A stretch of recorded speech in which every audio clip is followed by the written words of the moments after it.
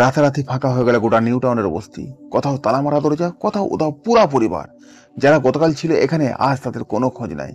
কেউ জানে না তারা কোথায় গেল। শুধু একটাই নাম সবার মুখে, এসআইআর এসআইআর। হ্যাঁ, এসআইআর শুরু হতে ভয় ছড়িয়েছে গোটা নিউ টাউনে। নিউ টাউনের ইকো পার্ক 6 নম্বর গেট সংলগ্ন এরিয়া। এখানে রয়েছে হাজারেরও বেশি ঝুপড়ি ঘর। রাজ্যের বিভিন্ন প্রান্ত থেকে এসেছে মানুষ। কেউ শ্রমিক, কেউ দারোয়ান, কেউ গৃহকর্মী, আবার কেউ এসেছেন বাংলাদেশ থেকেও। কিন্তু সেই বস্তি এখন ভূতের শহর। চারিপাশে নিরাপত্তা, কেবল দরজাগুলোতে তালা ঝুলে থাকে স্মৃতি। এসআইআর মানে স্পেশাল ইন্টেন্সিভ রিভিউশন। সহজভাবে বলতে গেলে নাগরিকত্ব যাচাইয়ের প্রক্রিয়া। কারা ভারতীয়, কারা ভারতীয় নয়, সেটাই খুঁজে বের করা হবে এই প্রক্রিয়াতে। বিজেপির দাবি এতে চিহ্নিত হবে অবৈধ অনুপ্রবেশকারীরা। আর তাতে আতঙ্ক ছড়িয়ে পড়েছে বাংলাদেশি বস্তিগুলোতে। অনেকের ভোটার কার্ড আছে, আবার আধার কার্ডও আছে, তবুও ভয় পাচ্ছেন যদি ধরা পড়ে যান অন্যান্য কৌশলে। প্রতিবেশীরা জানাচ্ছেন জোনাকি বিবি আর রঞ্জু বিবি নামে 2 বাংলাদেশি গৃহসহায়িকা কাজ করতেন এই বস্তিতেই। 4-5 দিন আগেই রাতের অন্ধকারে উধাও হয়ে গেছেন তারা।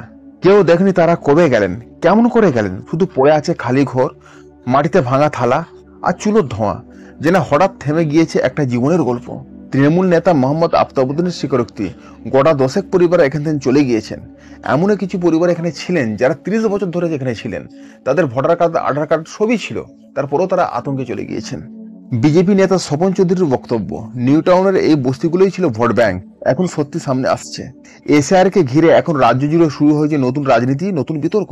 এই আতঙ্ক নিউ টাউন তথা গোটা রাজ্যে এই মুহূর্তে ছড়িয়ে পড়েছে। এসআইআর কি সত্যি অবৈধ অনুপ্রবেশকারীদের ধরতে পারবে, নাকি নিরাপদ মানুষকেও করবে ভীত?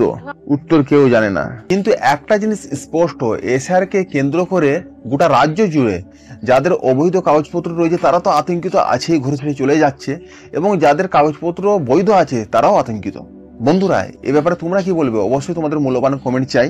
ভিডিওটা ভালো লাগলে লাইক করবেন আর অবশ্যই চ্যানেলটা সাবস্ক্রাইব করে নেবেন। আবার দেখা হবে নেক্সট ভিডিওতে।